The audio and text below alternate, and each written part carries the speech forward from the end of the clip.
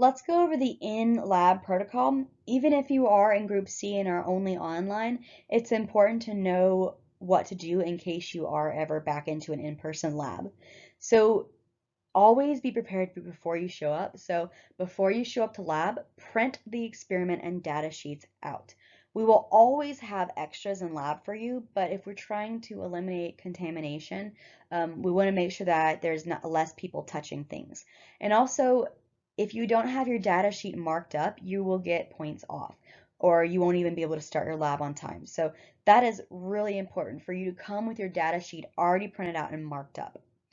Read through the experiment and take notes, especially if you struggle with certain things. Try to take really good notes, um, especially if your IA gives you advice in the beginning of the lab. So work up your data sheet and answer post-lab questions when required. So if you have your data sheet worked up and your post-lab questions already answered, that means that you get to leave lab quicker. All you have to do is plug and chug, put your math into those equations, and then leave. So this is why we're using it as an incentive. If you can leave lab quicker, then do the work earlier. And view the experiment module and the announcement for any special instructions. We will always send out announcements on the lab you are doing the week before or the week of your lab. So before you even take the lab. And in that we will discuss expectations for you. We will give hints. We will also give any changes we make. So pay attention to those announcements. And then we also are creating modules that give lots of great information to help you through the lab. So if you need background help, we'll have videos there, techniques there. So make sure you're watching the videos or just going through the specific module before you even start going to lab. Right before lab. So this is 10 minutes up until the last minute right before lab starts. If you are early to lab, wait outside the double doors on the first floor on the patio. So if you look between Centennial Hall and the chemistry building, there's that set of stairs that goes down. So halfway down those stairs, if you look to your right, there is a set of double doors. So please wait outside of those double doors until your IA comes and lets you in. If you are someone who requires the elevator, then you can certainly use the elevator and go from the inside. But we want majority of y'all to use the outside doors. Have your face mask, safety goggles, a pen or pencil, scientific non-programmable calculator, your printed procedure, and worked up data sheet. And then also be dressed in lab appropriate attire. So all skin from shoulder to toes covered. Make sure your ankles are covered, have long socks on, and have your long hair pulled back if you do have long hair. Have your Texas State ID, your driver's license or ID, or put a picture in your phone. I would do that right now. Just put a quick picture of it in your phone. That way, if for instance you ever forget your wallet, you always have access to your ID. And then when your IA is ready for the lab to start, they will come and get you. They will open up the door and let y'all in.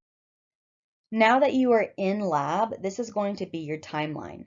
At the very beginning, lab starts, and in the first 15 minutes, your IA is going to do a pre-lab lecture on expectations, safety, check-ins, everything like that. So make sure that you aren't running late. I think you have up to 10 minutes before points really start getting taken off. Definitely don't be late. And then don't come without your pre-lab data sheet marked up, or you will have to sit out in the hallway until that's done. So after this happens, after your IA does the pre-lab lecture, you will then check out your kit from your IA. So that depends on what experiment you're doing, but you need to have your ID. At 25 minutes, you'll check the inside of your kit to make sure everything that you need is there, and then you will begin the experiment. So at the 2 hours and 25-minute mark, you should be done with your experiment. Technically, you have 2 hours and 50 minutes of the lab, but you have to give yourself time to clean up. So at 2 hours and 25 minutes, your IA will let you know it's time for you to start cleaning up and return your kit. Make sure your kit is completely clean before giving it to your IA. It has to be, or you get penalized and have to pay a fine. Also take this time to finish up your lab report. So if you have last minute math, make sure you finish up your lab report. And clean all your glassware that goes in your drawer.